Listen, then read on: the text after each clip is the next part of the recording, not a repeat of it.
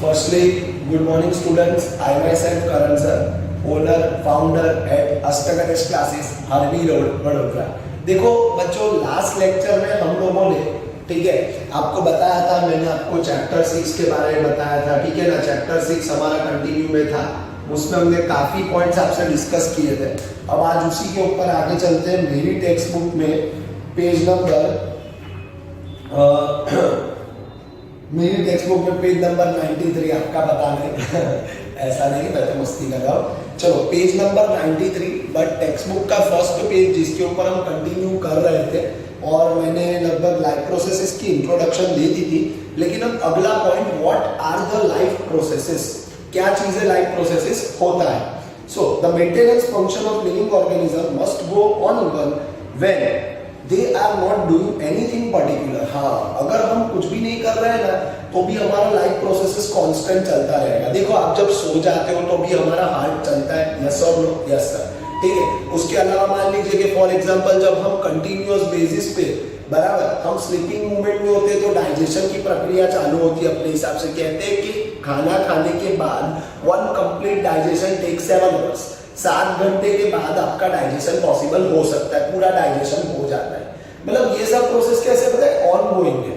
इंसान सो रहा है कि जाग रहा है, उससे कोई मतलब नहीं, लेकिन जब तक अलाइव है, जिंदा है, तब तक ये सब कुछ चलता ही है उसके अंदर। So these are the part and format of the life processes in case of human beings. आगे देखते हैं, even when we are just sitting in class, even we are just asleep, this maintenance job has to go on. बोला ना, आप बैठे हो, सो रहे हो, कोई भी काम कर रहे हो, ये सब प्रोसेस गोइंग ऑन है। जैसे अभी मैं आपका लेक्चर ले रहा हूँ, so it is my work, it is my activity as per science. But जब मैं आपका लेक्चर कंसीडर कर रहा हूँ तो मेरा जो सांस लेने का प्रोसेस है वो कंटिन्यू है, वो तो चल ही रहा है, डाइजेशन चल रहा है मेरा, बराबर, ओके। और उसके अलावा हार्ट बीट, सब कार्डियक, सब अपनी मूवमेंट कर रहा है। तो इन शॉर्ट हम लोग बोल सकते हैं कि हर चीज अपने एस्पेक्ट और मूवमेंट पे है, अगर मैं बहुत अच्छे से समझूं तो, बराबर। Afterwards the processes which together perform this maintenance job our life processes, जो एक साथ ये सब चलते हैं, ठीक है, एक साथ गोइंग ऑन रहते हैं, उस हर कॉन्सेप्ट और प्रोसेस को लाइफ प्रोसेसेस बोलते हैं, बराबर। Since this maintenance process are needed to prevent damage and breakdown, energy is needed for them. मतलब ये प्रोसेस रुक ना जाए, ब्रेक ना हो जाए, डैमेज ना हो जाए, तो उसके लिए एनर्जी प्रोसेस का होना जरूरी है।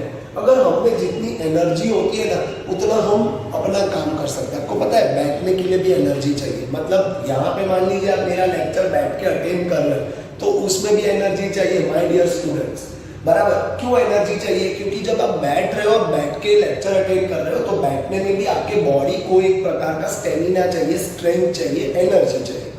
तो ये लोग कह रहे हैं कि लाइफ प्रोसेसेस भी होने में हमें एनर्जी का ही जरूरत। अब सवाल ये है कि वो एनर्जी आती कहाँ से? तो उसका जवाब मैं आपको बता ही दूं, वो एनर्जी खाने में से आती है। आप जो भी कंजम्पशन करते हो, आपकी बॉडी को जो न्यूट्रिएंट मिलता है, मिनरल मिलता है, वो ये सारा एनर्जी आपको प्रोवाइड करता है, बराबर। कि जो भी सारा आपको न्यूट्रिएंट, एनर्जी, मिनरल्स, ये सब कुछ अवेलेबल हो रहा है, समझ लो स्टूडेंट्स कि वही चीज आपको एक proper sense of format of energy provide करता है, बराबर। आगे देखते हैं। So this energy comes from outside of the body of individual organism. बोला ना, आउटसाइड से कहां से आएगा? जब आप इनटेक करोगे, फूड, खाना खाओगे, तब आपको एनर्जी मिलेगा। और जब आपको एनर्जी मिलेगा, तब आपका सारा का सारा लाइफ प्रोसेसेस कंटिन्यू रहेगा, आपको स्ट्रेंथ मिलेगा, स्टेमिना मिलेगा, आप अपना काम कर पाओगे, बराबर। आगे देखते हैं। So this energy comes from the outside of the body of individual organism, so there must be a process to transfer a source of energy from outside the body of the organism, which we call food, to inside, a process we commonly call nutrition। मतलब ये nutrition है कि जिससे हमको क्या मिलता है? Energy मिलता है। मतलब ये फॉर्मेट ऑफ न्यूट्रिशन है कि जो हमें कहीं ना कहीं एक प्रॉपर सेंस ऑफ एनर्जी देता है, और उसी की वजह से हम अपना जो इंटेक है या हमारा जो रिक्वायरमेंट है, वो सभी रिक्वायरमेंट हम क्या कर सकते हैं? फुलफिल कर सकते हैं। नेक्स्ट आगे देखते हैं। So, which we call food. To inside a process we commonly call nutrition. If the body size of the organism is to grow, additional raw material also be needed from outside. Body constant आपका बढ़ता जाएगा तो आपको मतलब height growth आपका body होगा, वो बढ़ेगा नहीं ना, वो मोटापा उसकी बात नहीं कर रहा हूँ मैं बोल रहा हूँ कि आपकी बॉडी जैसे जैसे due to the age format, अब जब एडोलेसेंस में आपकी बॉडी का ग्रोथ हो रहा है, समझ लो आपको और एनर्जी चाहिए, और जितना आपको एनर्जी मिलता है उतना यस आप अपना न्यूट्रिएंट रिक्वायरमेंट फुलफिल कर सकते हो। मतलब हमें एनर्जी जितना ज्यादा प्रोवाइड होता है उतना ज्यादा हम अपना न्यूट्रिएंट रिक्वायरमेंट फुलफिल कर सकते हैं। सो if the body size of organism is to grow, additional raw material will also be needed from outside. Since life on earth depends upon carbon based molecule, जो भी हमारी लाइफ ऑन अर्थ है ना वो carbon based molecule पे depend करती है। मतलब जो भी हम अर्थ पे लाइफ सर्वाइव कर रहे हैं ये डिपेंड करता है कि कार्बन बेस्ड मॉलिक्यूल हमारे पास कितने हैं। बराबर, आज आपको पता है प्लांट भी कार्बन से बने, ह्यूमन भी कार्बन से बने, हम सबके बेस में कार्बन है। Organic chemistry chapter 4 standard 10th आपको यही बताता है कि कार्बन हर चीज का फंडा है, कार्बन केमिस्ट्री का बेस है। और father of chemistry John Dalton ने भी यही सब बताया हुआ।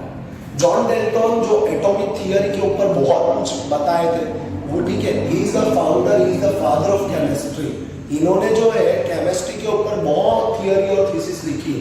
उनकी एक थियरी के according carbon is the most important fundamental base element in chemistry. और हम सब की बॉडी में कार्बन है, इसीलिए तो इंसान जब मरता है तो उसकी बॉडी से कोल बनता है जब दफनाते हैं तब। और जो लोगों को जलाते हैं, जिनका अस्थि विसर्जन होता है पानी में, उसमें से पेट्रोलियम बनता है। वो सबका बेस कौन है? ठीक है, पेट्रोलियम जो petrochemical is nothing but a chain of hydrogen and carbon, these are part of hydrocarbons. ये लोग हाइड्रोकार्बन्स के पार्ट है। तो इससे क्या समझ में आया कि कार्बन एक बहुत ही एसेंशियल, बहुत विटल, बहुत इंपॉर्टेंट मॉलिक्यूल है हम सब के लिए, और कार्बन के ऊपर ही टिका है केमिस्ट्री। नेक्स्ट आगे देखते हैं afterwards. So yes we are on the next point. Depending on complexity of this carbon sources, different organism can use different kind of nutritional process. हम सबके अंदर न्यूट्रिशनल प्रोसेस बहुत अलग अलग होते हैं। अब हर क्रिएचर के अंदर जो न्यूट्रिशनल प्रोसेस होता है ना बहुत डिफर करता है। कुछ लोगों के अंदर न्यूट्रिशनल प्रोसेस बहुत सिंपल है, जैसे अमीबा। बराबर, अमीबा एक ऐसा क्रिएचर है कि उसके अंदर बहुत सिंपल न्यूट्रिशन प्रोसेस, जबकि ह्यूमन में बहुत कॉम्प्लेक्स है। ठीक है, हमारा जो न्यूट्रिशन प्रोसेस है as those compare to amoeba कहीं हद तक कॉम्प्लेक्स है। मतलब बोल सकते हैं ना काफी कॉम्प्लेक्स प्रोसेस कंसीडर होता है इन case of humans. Afterwards, so the outside source of energy could be quite varied since environment is not under the control of individual organism. This source of energy therefore need to be broken or built up in a body and must be finally converted into uniform source of energy that can be used for various molecular movement needed for maintaining the life structure, living structure. मतलब यहाँ पे ना सबका जो energy source है बहुत ही varied होता है। दूसरा मैं आपको बता दूं, एनवायरमेंट हम किसी के हाथ में नहीं, हम सब एनवायरमेंट के कठपुतली है उसके हाथ की। बराबर, वो जैसा चलता है वैसा हमारा सर्वाइवल होता है। बराबर, आज एनवायरमेंट फेवरेबल है तो हमें कोई दिक्कत नहीं हो रहा है। 2020 में जब एनवायरमेंट फेवर नहीं था तो उस टाइम पे कितने लोगों ने अपना लाइफ घुमाया। लाइफ घुमाना वो सबसे बड़ा लॉस होता है इस वर्ल्ड में। आपका कुछ भी चला जाए वो वापस आ सकता है, मेरी बात समझ लो। बराबर, कुछ भी मैं बोल रहा हूँ, पैसे चले जाए, ये चले जाए, वो सब वापस आ सकता है, आप ला सकते हो उसको वापस। बराबर, लेकिन लाइफ चला जाता है वो कभी वापस नहीं आता। मरा हुआ आदमी 2 साल 3 साल के बाद अचानक अलाइव होके वापस नहीं आता, बहुत बड़ा लॉस हुआ लोगों को। बराबर, कोविड में लगभग 10 में से 9 फैमिलीज में कोई ना कोई मरा। बराबर, शायद 10% लोग ऐसे थे, 10% परिवार ऐसे थे कि जिसमें कोविड में कोई नहीं मरा। बाकी 100 में से बराबर बोल सकते हैं कि 90 या 10 में से 9 परिवार में लोग मरे। बराबर, और कुछ फैमिलीज तो पूरे गए। तो वो है कि एनवायरमेंट जब हमारी फेवर में नहीं होता तो क्या हो सकता है। सो एनवायरमेंट हमारी फेवर में रहेगा, ठीक है, भले वो हमारे कंट्रोल में नहीं है बट वो हमारी फेवर में रहता है, तो इसीलिए हम अलाइव है। और हमारा काम क्या है बताए, सोर्सेस ऑफ एनर्जी को कंसिडर करना और उसमें से फूड रिक्वायरमेंट फुलफिल करना। कुछ लोगों का क्या होता है कि सारे कॉम्प्लेक्स मटेरियल होते हैं उसको ब्रेक करते हैं। जितने भी कॉम्प्लेक्स मटेरियल होते हैं ना फूड के, ठीक है, न्यूट्रिशन की, उसको ब्रेक करते हैं। ब्रेक करने के बाद उसको यूनिफॉर्म सोर्स ऑफ एनर्जी बनाते हैं, बराबर, कि वो जब ब्रेक होता है तब वो हमारे लिए एक यूनिफॉर्म सोर्स ऑफ एनर्जी बनता है और उस तरह से हमारी बॉडी को वो अवेलेबल होता है, दैट यूनिफॉर्म सोर्स। और जब भी वो यूनिफॉर्म सोर्स हमारी बॉडी को अवेलेबल होता है हम सर्वाइव कर सकते हैं। मतलब कॉम्प्लेक्स मटेरियल है, उसको ब्रेक डाउन करके ये लोग उसको यूनिफॉर्म सोर्स ऑफ एनर्जी में कन्वर्ट करते हैं और उसी की वजह से हमारा सर्वाइवल स्कोप बराबर हो सकता है। सो आगे देखते हैं, afterwards and must be finally converted into uniform source of energy that can be used for various molecular movements needed for maintaining living structure as well as to the kind of molecule the body needs to grow.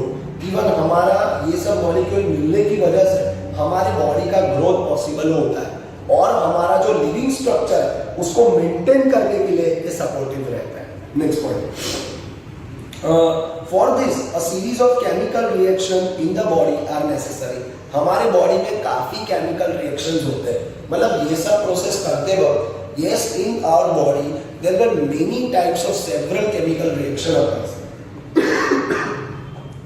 Oxidizing, reducing reaction are some of the most important common chemical means to break down the molecule. मैंने बोला ना, complex molecule अंदर जाके कुछ नहीं करेगा, वो break down होगा, वो सिंपलर में आएगा, यूनिफॉर्मिटी बनाएगा और फिर वो सारे मटेरियल हमारी बॉडी को एनर्जी देंगे जिससे हम अपना जो लाइफ प्रोसेसेस है वो सारा कंटिन्यू कर सकते हैं।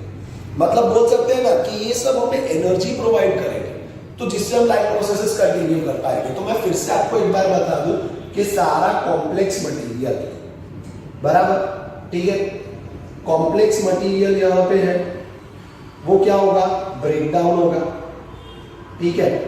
ब्रेक डाउन होने के बाद वो सिंपल में आएगा, सिंपलर मटेरियल क्या करेगा, goes with in a body, goes in body, creates uniformity of material in a body, forms energy.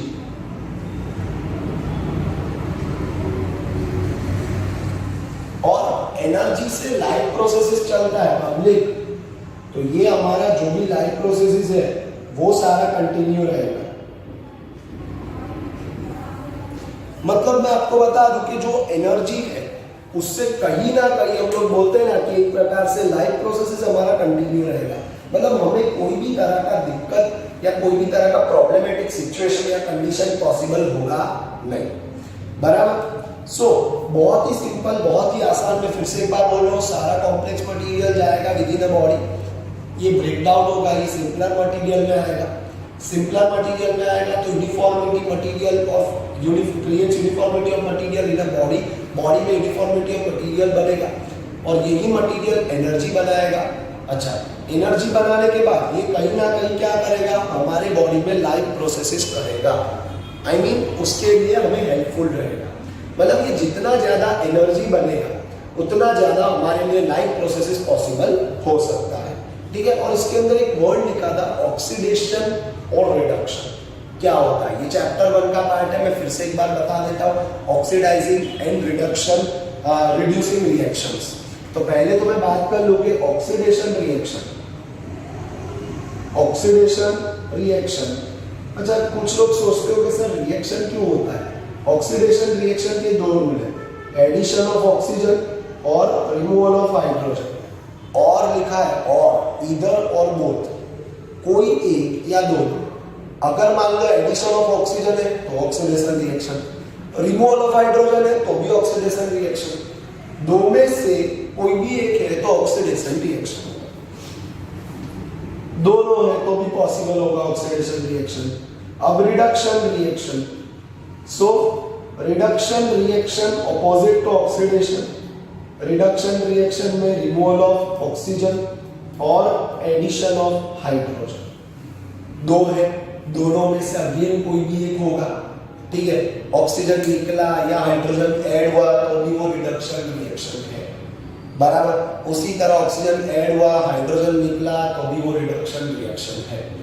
तो ऑक्सीडेशन रिएक्शन की बात करूं या रिडक्शन रिएक्शन की बात करूं, the both are considered to be the opposite aspect. लेकिन दोनों में एक चीज है, what is oxidation reaction, again I am repeating, if you can note down, लिख सकते हो तो लिख लो, क्योंकि आपकी जो खुद की बनाई हुई नोट्स है वही आपके लिए सबसे मेन, बराबर। तो ऑक्सीडेशन रिएक्शन का रूल क्या है, addition of oxygen, removal of hydrogen, और दोनों में से कोई एक, ऑक्सीजन ऐड होना, हाइड्रोजन रिमूव होना, ये ऑक्सीडेशन रिएक्शन। रिडक्शन रिएक्शन क्या है, हाइड्रोजन ऐड होना या ऑक्सीजन रिमूव हो जाना, रिमूवल ऑफ ऑक्सीजन और एडिशन ऑफ हाइड्रोजन। इसमें क्या था, addition of oxygen, removal of hydrogen. इसमें क्या है, removal of oxygen, addition of hydrogen, और लिखा है इधर और प्रोबेबिलिटी कंडीशंस है, बराबर। So let's see the further. So अब ये सब चीजें हैं कि काफी टाइम चेन में ऑक्सीजन ब्रेक हो जाता है या हाइड्रोजन रिमूव होता है, कुछ भी होता है, तो इस पर ऑक्सीडेशन या रिडक्शन रिएक्शन होता है। Next point, in case of single cell organism, no specific organ for taking the food, exchange of gases or removal of waste may be needed because the entire body of organism is in contact with the environment। देखा, अब यहाँ पे हम multi cellular है, तो हम में तो बहुत सारी चीजें हैं जो अलग अलग चीजें करती हैं, बहुत ऑर्गन्स हैं, मुंह से खाना खाते हैं, एक्सक्रीशन के लिए कोई और ऑर्गन है, but single cell living organism की बात करें जो एक ही सेल होता है, जो अमीबा है, उसमें ऐसा कुछ नहीं होता है। अमीबा का मैं सेल आपको बताऊं बना के, तो अमीबा का सेल कुछ इस तरह से होता है, पब्लिक यू कैन सी। अब ये अमीबा का सेंटर पार्ट है जिसको न्यूक्लियस बोलते हैं। अब न्यूक्लियस के अलावा this is called cell body, sorry cytoplasm, और उसके अलावा बात करते हैं सेल मेम्ब्रेन, ये अमीबा है, बराबर। अमीबा क्या करता है, वो या तो साइटोप्लाज्म का फॉर्मेट बनाएगा या सेल मेम्ब्रेन कंसीडर, मतलब उसका जो एक सेल का टिपिकल स्ट्रक्चर होता है, ये अमीबा का एक ही सेल है। कुछ बच्चे क्या करते हैं, बादल बनाते हैं अमीबा के नाम, और टीचर्स भी काफी टाइम ऐसे सपोर्ट करते हैं कि बना दो ऐसे, लेकिन ऐसा मत करो, नहीं तो आप बन जाओगे। आपको स्ट्रेट अवे इस तरह से इंडिविजुअल सेल बनाना है। और अमीबा की खासियत आप देखोगे ना, वो जेली लाइक स्ट्रक्चर होता है और शेपलेस होता है, इसका कोई शेप नहीं। और मैं देखता हूँ काफी टीचर्स को बोलते हुए क्लाउड जैसे शेप में होता है, क्लाउड जैसे शेप में होता है, मतलब किसने बोला ऐसा, बराबर। तो टेक्निकली मैं बताऊं ना, तो अमीबा का ये पार्ट जो है, ये सब एकदम ही फ्लेक्सिबल होता है, और कोई भी जगह आप देखो पॉइंटेड नहीं है। तो दिस इज द स्पेशलिटी और यूनिकनेस ऑफ अमीबा। अमीबा को गौर से देखो और मुझको गौर से देखो, ये सिंगल सेल्यूलर है, मैं मल्टी सेल्यूलर, ये यूनिसेल्यूलर है, ठीक है। और मेरे में बहुत सारे सेल, हम सब ह्यूमन है ही ऐसे। मैंने आपको लेक्चर 1 में, सेकंड लेक्चर में, आगे लेक्चर में बोला था कि सेल कंबाइन होकर टिश्यू बनता है, टिश्यू कंबाइन होकर ऑर्गन, ऑर्गन सिस्टम, और ऑर्गन सिस्टम से पूरा का पूरा ऑर्गेनिज्म बनता है। मैं अगेन रिपीट कर रहा हूँ, सेल कंबाइन होकर क्या बनता है, टिश्यू, टिश्यू कंबाइन होकर क्या बनते हैं, ऑर्गन बनते हैं, हमारे हाथ पैर सब कुछ बनता है। ऑर्गन कंबाइन होकर क्या बनता है, ऑर्गन सिस्टम बनती है, कि जैसे हमारी बॉडी की जो ऑर्गन सिस्टम है वो अवेलेबल होगी, बराबर, that is called organ system of the body, बराबर। Respiratory system, excretory system, digestive system, बहुत सारे सिस्टम, और ये सभी system, excretory system, digestive system, respiratory system, ये सब कंबाइन होकर क्या बनेगा, ऑर्गेनिज्म बनेगा। तो ऑर्गेनिज्म अल्टीमेटली ये सब चीजों से क्रिएट होता है। तो ये यूनिसेल्यूलर है, वेल इसमें उतना कोई प्रॉब्लम नहीं होता, इसका तो जो पार्ट से एड ऑन है वहां से रिमूवल है। सोचो अपना ऐसा होता तो क्या होता, जहां से खाते हैं वहां से निकालना पड़ता है, मतलब वेस्ट रिलीज होता है, तो बहुत दिक्कत हो जाती है। लेकिन इसमें क्या है पता है आपको, ये जहां से आप एड ऑन करता है, ये वही पार्ट से रिमूव करता है। इसका वेस्ट एक्सक्रीशन का पार्ट भी वही है, इसका न्यूट्रिशन वाला पार्ट भी वही है, और ये पीछे आपको न्यूट्रिशन इन अमीबा के टॉपिक में आएगा। नेक्स्ट पॉइंट आगे देखते हैं। So what happen when the body size in the of the organism increases and the body design become more complex. जब कॉम्प्लेक्स होता है तो क्या होता है, तब बहुत सारे प्रोसेसेस ऐड हो जाते हैं। जो मैं आपको कब का समझा रहा हूँ कि हम सबकी बॉडी में ऐड हो जाता है प्रोसेस, और डाइजेशन की प्रोसेस के लिए 2 मिनट सोचो, वो खुद एक केमिकल रिएक्शन है। Yes, digestion process is a chemical reaction with in the body, बराबर। अब आप एक कटोरा लो, ठीक है, उसमें दाल चावल रोटी सब्जी डालो, 7 घंटे लगते हैं डाइजेशन को।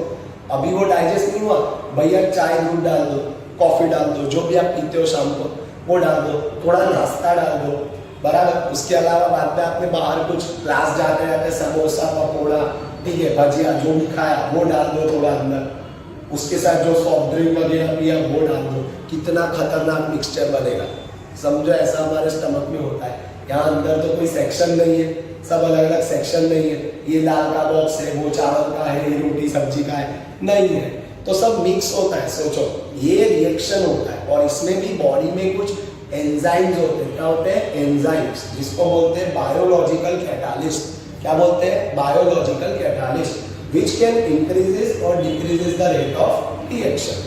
तो ये एंजाइम्स होते हैं जो हमारी बॉडी में ये सभी प्रोसेसेस को फास्ट करने में हमें सपोर्ट करते हैं, ठीक है। तो ये खुद एक केमिकल रिएक्शन है मेरे हिसाब से। अब मल्टी सेल्यूलर में सभी प्रोसेस बहुत डिफिकल्ट है, क्योंकि हमें स्ट्रक्चर कॉम्प्लेक्स है, पॉइंट ये है। Next, in multicellular organism all the cell may not be in a direct contact with the surrounding environment, thus simple diffusion will not meet the requirement of all cell। Simple diffusion इसमें होता है, मैंने आपको अभी बोला। ये क्या करता है पता है? ये पहले फूड का पार्ट इनटेक करता है और कचरा वही पार्ट से बाहर निकालता है। मतलब इसका कोई एडिशनल फॉर्मेट नहीं है, क्योंकि ये तो एक सेल है खाली। ये ना टिश्यू बनता है तो ऑर्गन सिस्टम ऑर्गेनिज्म तो दूर की बात है, पूरी की पूरी। ये सिर्फ एक सेल है, और एक सेल के फॉर्मेट से कितना पॉसिबल होगा। तो इसीलिए इसका सिंपल डिफ्यूजन है कि ये जो पार्ट से एड ऑन किया, मान लो ये पार्ट से उसने फूड अंदर ली, तो यहाँ से वो बाहर निकालेगा, ये सब पीछे आएगा न्यूट्रिशन अमीबा में। और मेरी बात गलत लगती है ना, तो मैं आपको पेज नंबर के साथ बोलता हूँ, पेज नंबर 98 मेरी बुक में देखो, न्यूट्रिशन इन अमीबा दिख रहा होगा आपको। मतलब ये आने वाला है, पीछे कोई चिंता मत करो, बराबर। अभी सिर्फ हम उसके ऊपर डिस्कस कर रहे हैं कि न्यूट्रिशन बहुत ही इंपॉर्टेंट एस्पेक्ट है, और हम मल्टी सेल्यूलर क्रिएचर है, हमें तो ये सब चीजें बहुत कॉम्प्लेक्स होती है दोस्त compare to with the unicellular organism.